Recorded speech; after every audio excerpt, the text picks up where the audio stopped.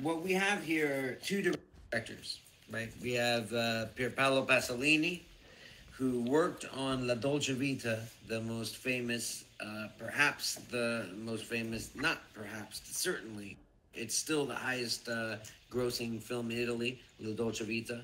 And it was a film that got Fellini nearly excommunicated. This was a man who considered himself a Catholic his entire life, and yet was, thank you, Balthazar, thank you so much for being here.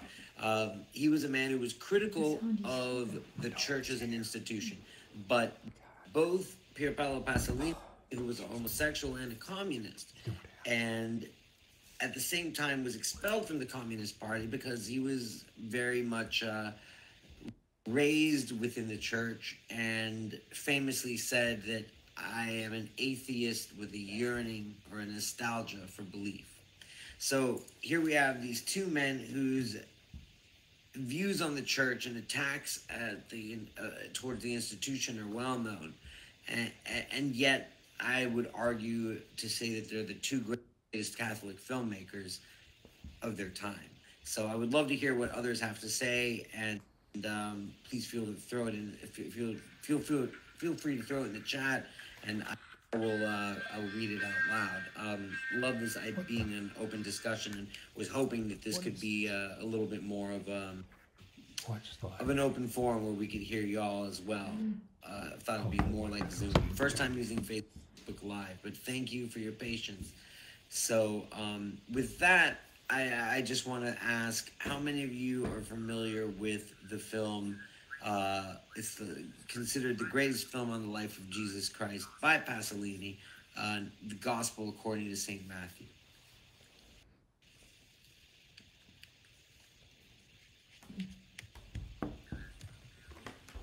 And that's totally okay if you're not.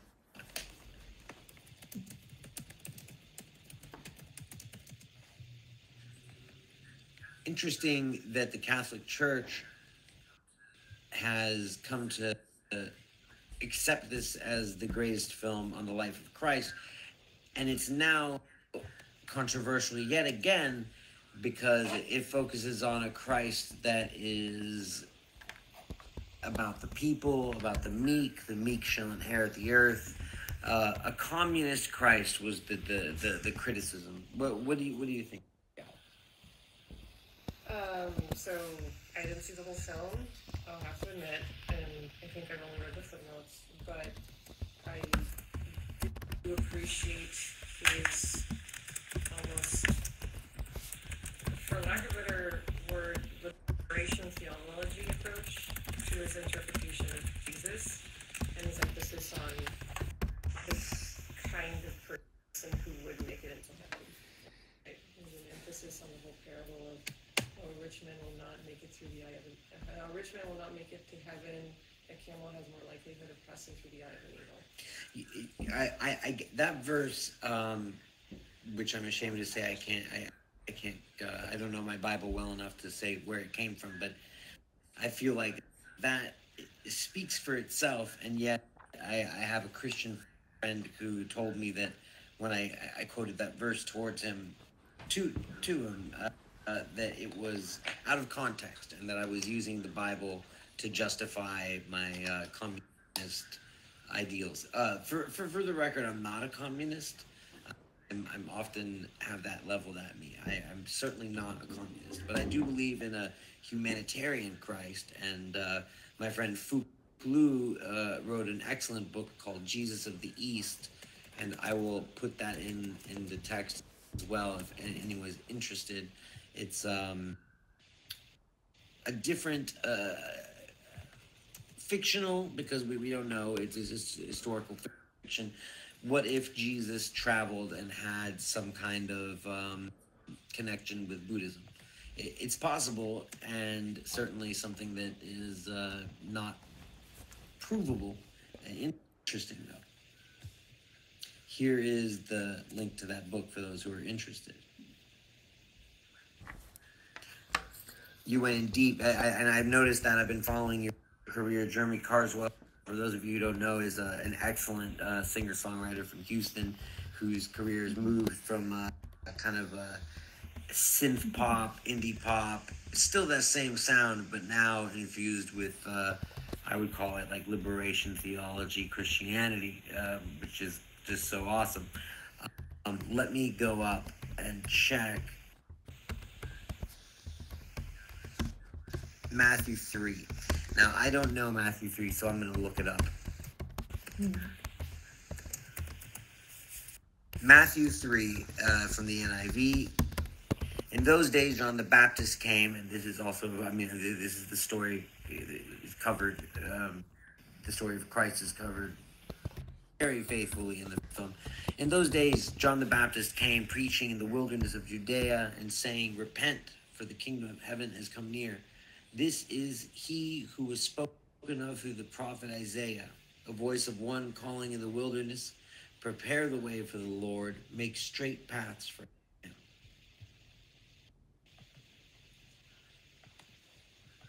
It's really, really beautiful, and I appreciate that, Jeremy. That Bible quote.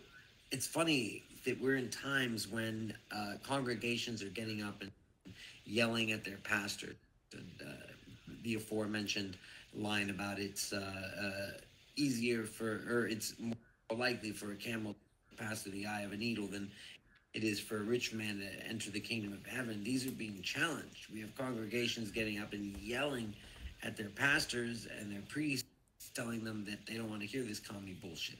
So what we're seeing is a kind of mega church evangelism that's, I think, focused on the pomp and circumstance. It's everything that was corrupt and wrong about the Catholic Church back in the day, selling suffrages. Thank you. Blessed are the meek. Thank you, Balthazar. That is the key line, and that's the line that has offended people the most. And I've found people finding all kinds of theological justifications for why that isn't true, but Jesus was a rather terse figure. He did not speak much in the Bible, so I think his words carry weight. And essentially, I think that for those who have found Christ, call yourselves Christians truthfully. But this new movement is more like revelationists. They're interested in the end times. They're interested in judgment and fire, and in seeing certain minorities and certain people, particularly in the flames, because they're using the law of man being upheld. But I believe Jesus was a great outlaw who did not follow the law of man, and who in fact destroyed the men at the temple who were selling goods for profaning his father's house with capitalism, essentially. Now, I'm not a communist, and I'm not claiming that Jesus was, but there is a communalism and an anti-capitalist sentiment that I think modern megachurches are doing backflips trying to erase. And I'm curious to hear what you guys think of this. Jesus changed the covenant, exactly. And I'm seeing more and more people who are very, very much set in the mind of the Old Testament.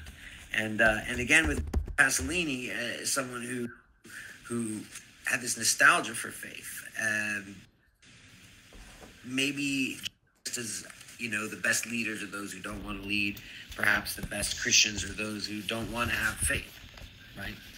I just want to read you this quote about Pasolini, not by him.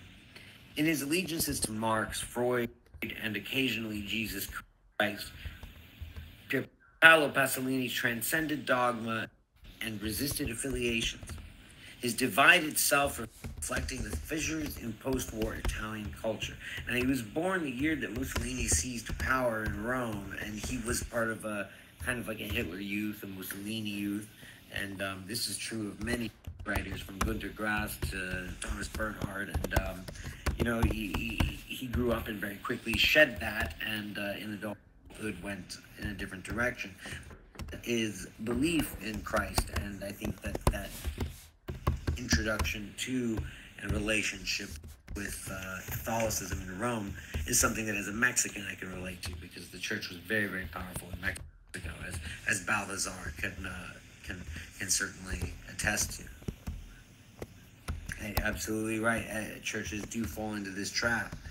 Um, yeah, religious leaders are at fault here, I believe. Very good point. He brings it to completion. It's a promise and in a sense a reformation. But someone once said, speaking of Italian neorealism, which is where this all comes from. You know, there was the end of the war, and we had the Marshall Plan come into effect later. But for a little period of time, um, and I was going to ask you, David, especially because of your interest in Buddhism, but Italian neorealism was a communist movement, and at the end of World War II, Cinecittà, which was the cinema that was set up by Mussolini, was in shambles, and Rome Open City, the first film by Rossellini, was shot in a documentary style in the rubble of the world around them. So they the great theorists of neorealism said that it's 24 hours in the life of someone where nothing happens. And neorealism was about suffering. It was about a person as a kind of stand-in for society. It was about societal problems. So Pasolini, and he did Mama Roma with Anna Magnani, who was the star of Rome Open City, and that was like the final punctuation on neorealism. It was like a love letter to it, but it was also saying we've gone as far as we can with this. And the neorealists considered both Pasolini and Fellini to be traitors because they made films that were about regular people. They were individual films, inspired by what at the time were known as cronicas, and they were just these little pieces that you'd find in the newspaper that were like a vox populi kind of like piece on the regular people, and that inspired Fellini a psychological dimension, a dreamlike dimension, and that had never been seen in cinema before. And Pasolini and Fellini had a friendship, just as Fellini was the scriptwriter for Rome Open City with Rossellini. So Pasolini was asked to be on La Dolce Vita to give it that kind of gritty, realistic quality. Um, David, I'm wondering if you could say anything about you. I know Pasolini's your love, especially, and your ideas of grace and of goodness may not be as Western or Christian as the rest of us, but I would love to hear your interpretation. And thanks, Dad. The statement above refers to the Beatitudes. The Beatitudes, where the beatniks kind of take their name, being down in the world, but also beatific Beatitudes, religious, the eight statements. And Jack Kerouac, you know, of course, he had his spontaneous prosody, and the word beat partially did come from Beatitudes, but it was not only Beatitudes, it also meant beat, as in, you know, Herbert he said, like, you know, or Gregory Corso, someone wants to tell you your troubles, you say, man, I'm beat, you know, I'm tired, don't want to hear that bullshit. So it's a combination. David Lejeune, yes, you've seen many Pasolini movies, and the Gospel is the one you're least interested in, and that's very interesting because, to be honest, until this presentation and project and idea of grace, I'd never seen it, which I'm embarrassed to say. And I think that I was prejudiced, thinking, oh, this is just another film on the life of Christ. Having watched it, I see why it upset so many people, and I compare it in a way to Scorsese's The Last Temptation of Christ, right? Because it's what if Christ there was no divinity, there was no magical spark, there was no mythology, but everything else was there. The message, would it still matter? And sadly, I feel like the outpouring was one of rage, and no, if it isn't magical, then it doesn't matter. And to me, that's really sad, you know. And it's interesting that it takes a communist and an outsider, near apostate, to remind us what really divinity and grace should be about. Terem, yes, let's segue into that. David says Terema is the film that really does it for me, and the one that I find interesting is that each of the characters has sex with the angel, and that's played by Terrence Stamp, the Visitor Q, the Takashi Miike version, and they each have distinctly personal catharses. Interestingly enough, and I just found this out today, David, the film was shot entirely unscripted. Terrence Stamp complained that he was never paid, and he railed against Pasolini for being a fake communist. But it's amazing to me that he had them just say whatever, and he wrote the dialogue later. He had a basic idea for the film, but it wasn't until afterwards that he really fleshed it out. Also, Pasolini's famous for always having a great annotated bibliography in his films. And the idea that grace will be different for every person, yes. And also important that in Teorema, the divine figure of Terence Stamp, who appears mysteriously, disappears mysteriously, leaving this bourgeois family in disrepair.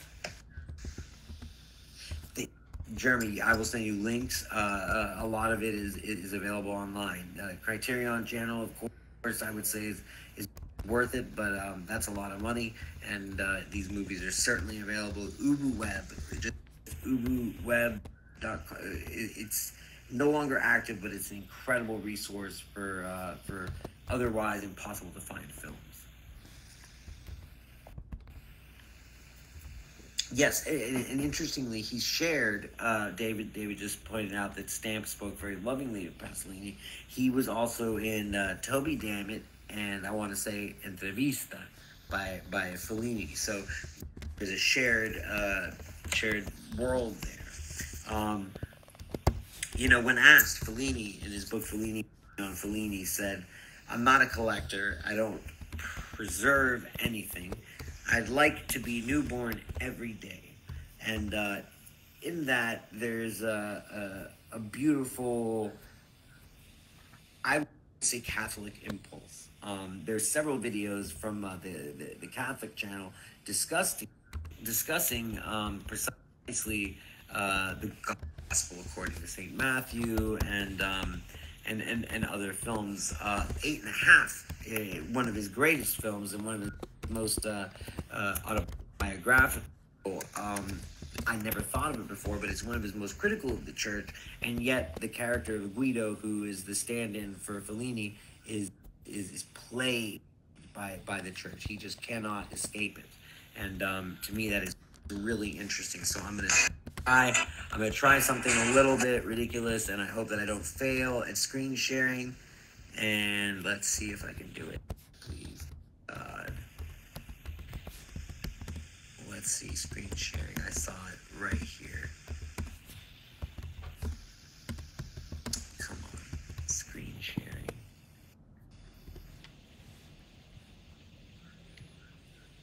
All right, guys, I'm just not gonna risk it, and I'm gonna put it in the in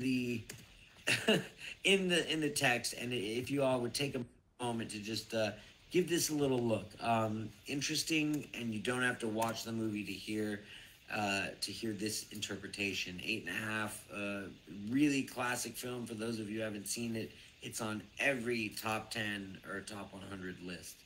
Alex, would you like to say anything about 8½? I know we just watched it recently. You have a lot to say. Yeah, I feel like it's one of those films I'm still unpacking because it's like this looming presence in cinema that touches all others. It was made a long time ago, and it's Italy. Okay, so there's a certain level of machismo that is. I mean, there. Machismo aside, it's stylistically, it's a pleasure to watch, and it's not really helping that we kind of watch 8½and La Dolce Vita together. So I feel like two things are running together for me at the same time. That being said, and going back to the theme of the conversation, it is kind of interesting to look back and see themes and see this little boy while he's walking around the streets, and there's all these religious figures in Rome kind of overshadowing his daily activities. So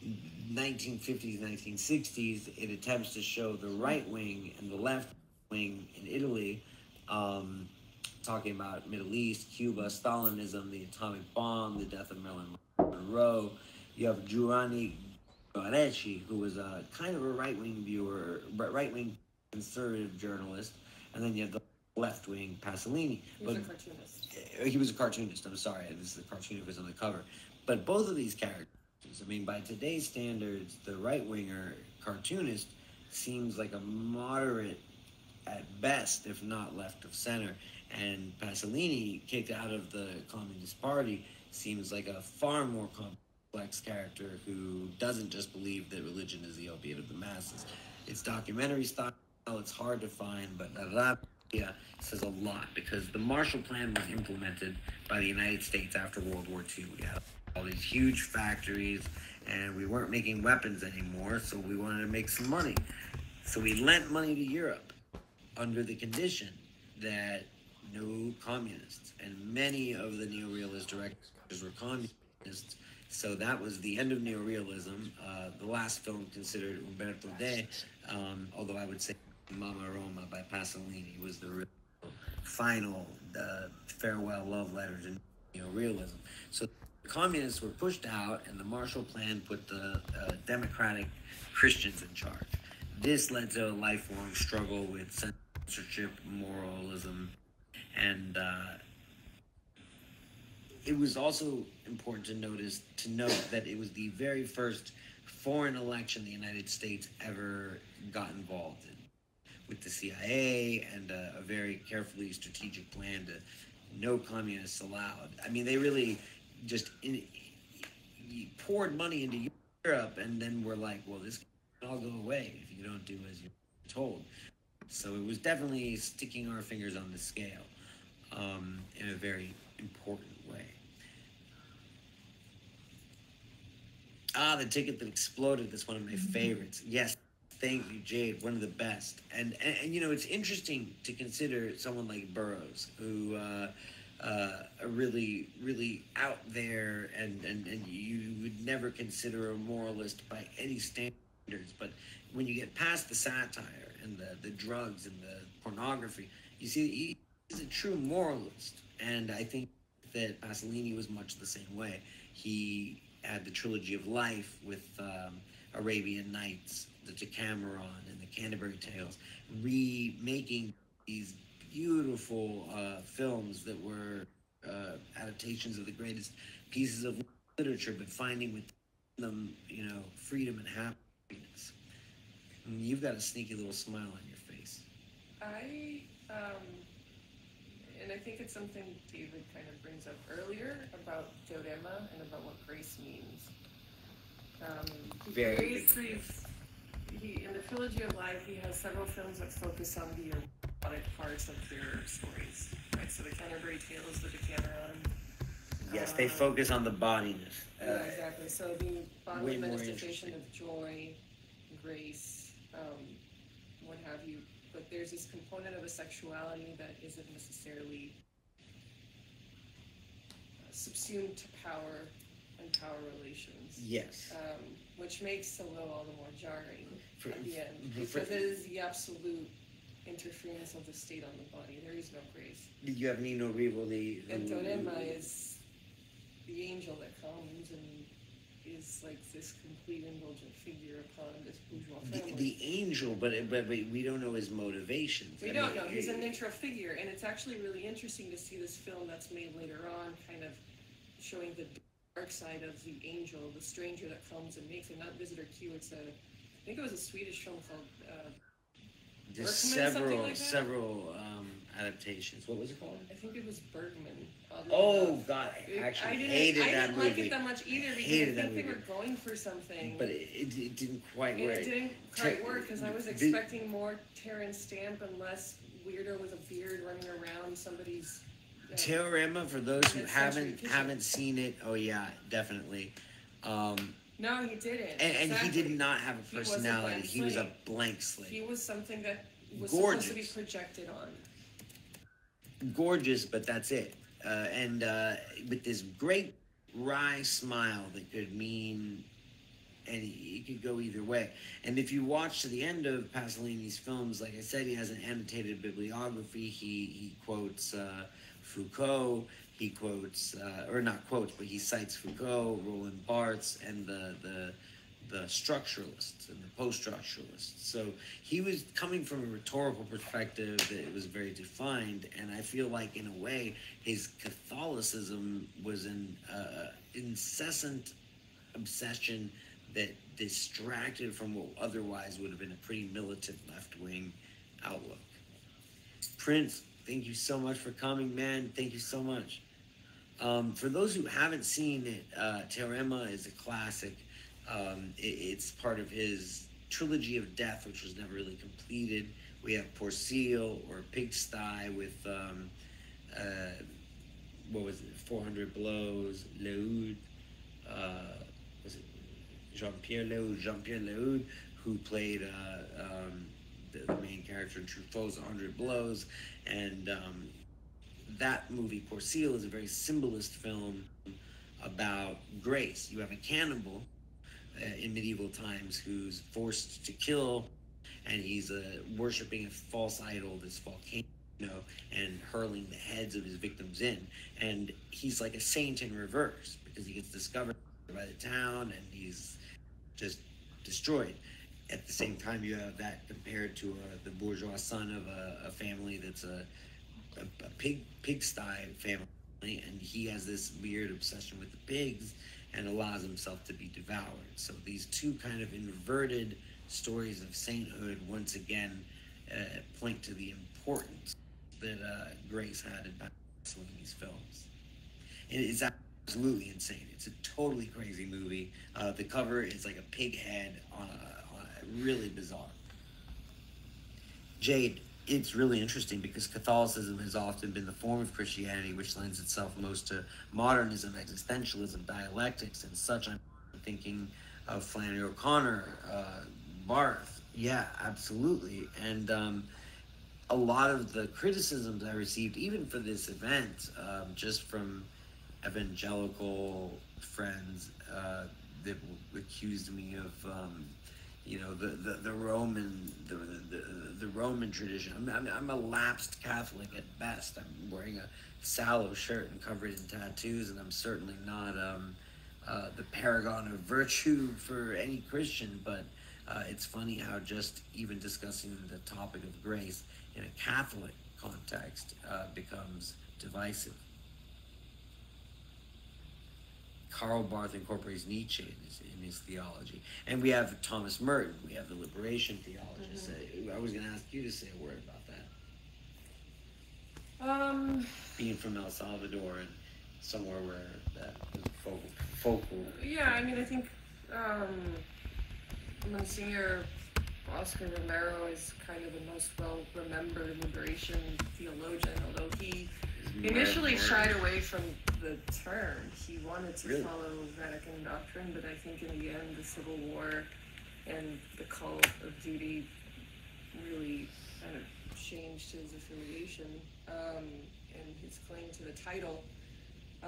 It's funny how he was such a despised figure, and now you go to El Salvador and there's like Avenida Romero, there's paintings of him, statues, and he was assassinated by the military, just, you know. I see your point, Greg. I need to be louder and closer to the mic, and so I'm not. I am not the loudest talker. Leave it to, that is true. To Greg and. But I feel like the concept of liberation theology starts in the 50s and the 60s, when the global South is in upheaval, right? There's this alternative to mainstream Catholicism that is taking place.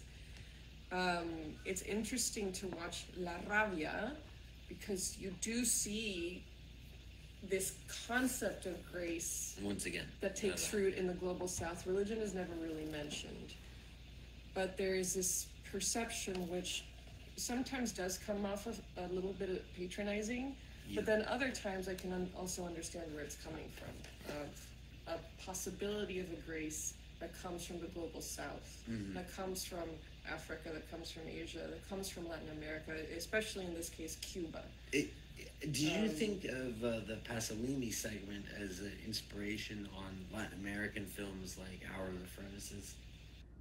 Yeah, it did. I mean, I think it's very much a kind of stylistic trend at the time where you take up certain documentaries, it's essentially a documentary cut up. Yeah. You look at documentaries, you cut them To up, get- you bring put them the boroughs together, back in. and then you talk over them to make your political point using poetry, literature, and theory. But The Hour of the Furnaces, if anybody hasn't seen it, it's an Argentinian film that talks about the Argentinian history up until the roughly 1960s, early 1970s, when the military junta is brought in. The Videla. The Videla regime, and it really Which the discusses. United States was also involved in. But I really quickly want to point out that Balthazar here, I will get to really quickly, but first David brought up Satyricon, which is one of the lesser known but very important Fellini movies of his later period, when he kind of abandoned the trappings of more of a narrative film structure and decided to, again, do the kind of non-linear acid trip approach. And David says, when I saw Satyricon, I was still in the Navy, and I instantly wanted to go on the road and have adventures. I found a way to get out of the Navy soon after, and within the next year, I did go on the road, hitchhiking around the country. So it was about a direct effect on my life and the living of my life. It was extremely liberating. That's so amazing to hear, because we often think of films in abstract ways. And even close friends of mine are like, oh God, I don't want to, another fart-smelling Fellini Kurosawa bunch. But I don't know when cinephiles got branded as elitists. I mean, we're just dorks. Like, we're just nerds, and we love this shit. I watch all kinds of stuff. I watch trauma movies. But that is, thank you for sharing. Now, Balthazar brings up a great point that Kierkegaard, who was an existentialist, of course, and the father of existentialism, but who battled with his own faith and his own Catholicism the entire time. Kierkegaard was very contrary to the Danish Protestant Church, but he didn't adhere to Catholicism. I'm sorry, I said he was Catholic. I meant Christian. And yeah, Kierkegaard is someone that I think that okay, that is our third host for the hour. Come on, there she is. Lola, look at that beauty. The broad and majestic Lola. Okay. So we're getting close to the end. Oh my darling, is just when I'm gonna start to read. I had this screen sharing that I hope to do, but if you'll allow me, I took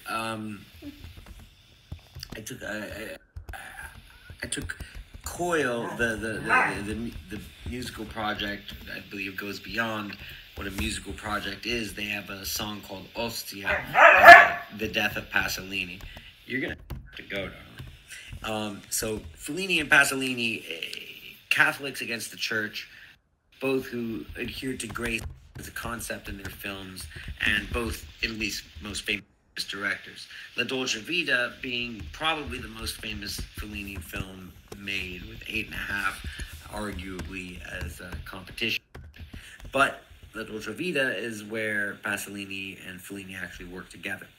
On that, Pasolini said, in the United States, La Dolce Vita was a sensation. In Italy, it made history. Senators and deputies debated the film in the Italian parliament. The official Vatican journal L'Osservatore Romano called it disgusting, and the ecclesiastical authorities banned the film for Catholics. Civiltà Cattolica, an authoritative Jesuit publication, waited 6 months for the furor to subside before attempting a judicious review of the film, and after serious Italian films had suffered many lean years at the box office, La Dolce Vita returned 1,345 million lire in the first 2 months for production costs of only 700 million lire. Now, by today's standards, I want to point out that La Dolce Vita continues to be the highest grossing Italian film to this day. Both the quality of the film and the reasons for its success were topics of emotional debate in Italy. Critics inside and outside Parliament saw the film variously as slander on Italy and Rome, on the aristocracy, on the middle class, on Christianity, and even the common man. Others saw it as a purveyor of degraded morals, exploiting a sensationalist use of sex, massive advertising, and a new system of simultaneous showings throughout Italy. Still others, professional critics included, confessed that they did not have the critical apparatus to evaluate so overwhelming an original and aesthetic experience. Admirers of La Dolce Vita saw not only a film that set new aesthetic standards, but a statement of liberation from a repressive political regime and a dying culture. Fellini himself saw the society he depicted as immobilized in a time of awaiting, living on myths it no longer believed, and calling for help. That's The Catholic Irrationalism of Fellini by Pier Paolo Pasolini. It's important to note that the importance of Fellini worldwide. We have Argentinian films like El Lado Oscuro del Corazón, which combined poetry and a nonlinear way of presenting a film. I mean, Fellini did little less than reinvent a cinematic language that we take for granted to this day. Now, I agree that La Strada is probably the most beloved, and I always say that if it's a litmus test for the soul. If you watch La Strada and you get to the end and you don't cry, then you're probably MAGA. Everyone should read Pasolini's great unfinished posthumously published novel, Petrolio. Incredible. David and I were talking about it earlier. Catholic Irrationalism it's a great title. It's really seems like an attack on Catholicism, but when you think about it, it's an attack on the structure of the church. I think that the Jesuits themselves were the ones who saved La Dolce Vita and reviewed it. They've always been famous for being more artistically inclined. And again, I'll say that Catholics have Thomas Merton. They have liberation theologists. They have more on their side, I believe, than these new evangelical groups like Luz del Mundo and just kind of turgid Protestant propaganda machines. Yeah, it's like buddy Jesus from Dogma. I mean, people want a Jesus that says it's okay to be wealthy, even though they're not going to be wealthy. Not any of them. Whether Jesus says it's okay or not, they really should get down with the idea of poverty as grace, because that's something achievable for most Americans. And Giulietta Messina, funny thing,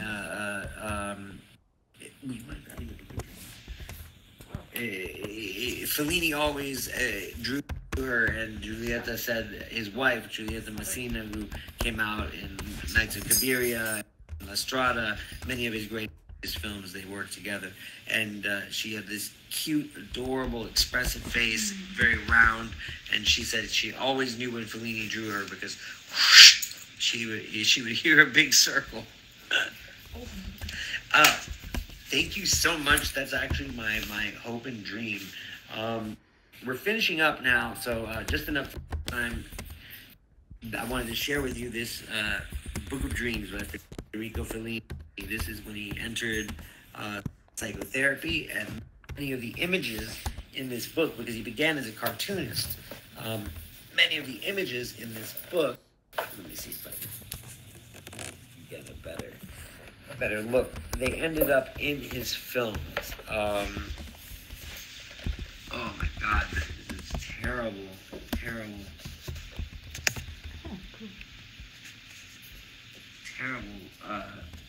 Video, but you can see just his notes, and it's all in Italian. This is like a $400 book, but it was so worth it, because if you look through it, you can see so many of these images, surreal images, just sometimes sexual, sometimes just mystical. They all made it into his films, and well, not all of them, but the best.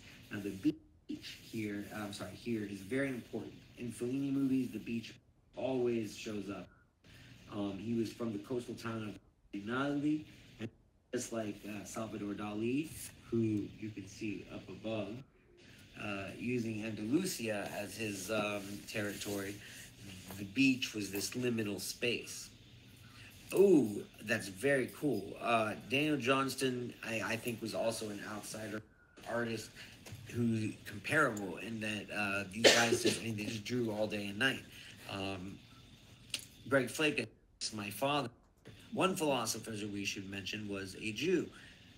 Hard J you dropped there, Dad, but okay. Spinoza. He was ostracized by his community because of his ideas, but Einstein once said that if he were to be a religious man, he would accept the God of Spinoza. It's a subject worth exploring since so much of Christianity is based on Judaism. And Brixton, welcome and thank you. Anything that you've got to add? Brixton is Lola loves licking the Book of Dreams, and it is not for doggy slobber. My face, everything, literally everything in this house, but not the Book of Dreams. Now we're coming down to the last 10 minutes. I want to just thank all of you for being here, for taking part in this. I mean, I know you guys. Thanks, Jeremy. Jeremy, you got it. I know that you guys could have been doing literally anything else with your Sunday afternoons, and to spend it discussing Italian directors that most people don't even think about is a beautiful thing, and it's non-academic. We're just here because we love the film, and that is a dying tradition, and we should use this technology as much as possible. Gracie, thanks for coming. Don't worry that, well, I would say best for last, but maybe it's not the best. But this is I mentioned Coil earlier. They made a track called Ostia, the Death of Pasolini, and I used the Burroughs technique of the cut up to rewrite that text and do my own RIP eulogy for Pasolini. The death of Pier, it's called the Book of Lies, Ostia. The Death of Pier Paolo Pasolini, co-written by John Balance and Christopher Sleazy Christopherson of Coil. I actually got to talk to and meet Sleazy just after John Balance died, and it was a treasured conversation for me. So I don't feel like this is precise plagiarism. I think that they would be very psyched. There's the sea. It roils within hearing range, and honey cars parked along the seawall mark punctuation, dripping, singing the lost downbeat songs again and again. Bene, at the Dusty, I meant fucking Dusty, at the dusty coast. Lion of Ostia, Dusty. Lion of Ostia, throw his bones over to the jackals, fascists that believe in themselves as the one true anarchists, the one true purveyors of grace. Fascists with nothing but brutality to wield. So much violence perpetrated in the name of Christ and family values. Oceans of dead, mountains of skulls under the sign of the cross. The White Cliffs of Dover, the Gotta Give It Up from the band The. When the chorus hits, I have hope. Murder me in the Sea of Rome, the bloodstained coast. An 80s that he would never live to see. And the car reverses over him, the white cliffs of Dover, over the bones of Hercules, and the Minotaur rears its head and roars, escapes from nostrils, a mixture of steam and flame, Satyricon, hermaphroditic soothsayers of divine justice, move like pressures from a valve being released with a hiss in reverse, like seas receding, like an ocean tide, the humming of a tiny bird amplified and played backwards at half speed, of sea bones at the scratchy bottom of the silty sea. At the bottom of it all in the dark, the throne of bones. Under the white cliffs of Dover, enter the sea, the overwhelming sea of wrath, and above the land of humanity, the act of murdering in Ostia. Something one must take laying down, broken, a genius stripped of dignity, out of humming, a humming in the bones, in the marrow, hollowed out, the picture of hopelessness hung like an icon above our beds, allowed bodies to be punctured like Saint Sebastian, and then you died like a martyr.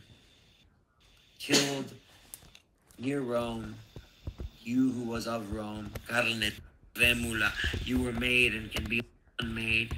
That saint, faggot, queer, beloved by all and sanctified. Can a saint afford not to be a queer these days? Can I ever be anything but? Asked the boy, watching a star, green as an emerald, climb the belt of Orion, the heart, the sky, dark contours across practiced wood. They keep blood-stained strong men at hand, and bones, the world forthcoming with ideas, frothing at the mouth, fascists beneath the sea rising with Promethean injustice, the scum and grime and froth, the humming of death. Throw the body, a shallow turning, a thud followed by another stomach turning thud as the wheels go over his body, separating his separating his spine from his throat, from his neck. His throat split, killed in Ostia by fascist Camorra right-wing thugs, made to look like a homosexual, killed by an unwilling participant. How easy it was to use homophobia as the cover. You see, sweetness can never be gifted. Out of his car, gave the pimps money exchanged, proved you're no faggot, good job, kid. And what next? A sluggish seaplane to upcoming reversals, bones yellowed or else blanched by harmful winds, and kissed again beneath the golden basin at the height of the necropolis. Always Ostia, always the cliffs of Ostia. Over them, sallow is the story of freedom within the story of fascism. The perfect film and one worth dying for. Pier Paolo's sickly car with tickets came. Cliffs, cliffs, cliffs, such familiar cliffs. How inextricably bound with your passion they are. Golden reverse turning wheels killed forth, trickle of blood. Heroes sacrificed silently. And in Ostia no bones but a dark shame grow. A death marks Ostia, bone humming. A potential cut short. For Pierpaolo Pasolini. Thank you all so much for listening. We just have 5 minutes left. Brixton pointing out that he was really more of a pantheist rather than an atheist. I think that's an excellent point. Thank you for the poem. It was my first time reading it, and it was written just a few hours before this. Balthazar, thank you for coming. Please give a kiss to the baby. Many blessings to you. A true Catholic and theologian. Thank you for blessing us with your expertise and your presence. The message both Fellini and Pasolini films conveyed to me, David Lejeune says, as I saw them, was to live passionately and to fully explore experience. I think that's the final beautiful point. Nothing I say or anyone else says could be more beautiful than that. In the end, this is why we watch movies, and right now, why we need them more than ever. Thank you so much, David. I'll send you a copy if you liked it. I hope that Pier Paolo isn't turning in his grave. And thank you all for taking part in this today. Alex, do you have any last words? Really, you're so terse. Usually when we watch the films, she has these great nuggets of, genius. Just you're keeping it for the book. You know, you're smart.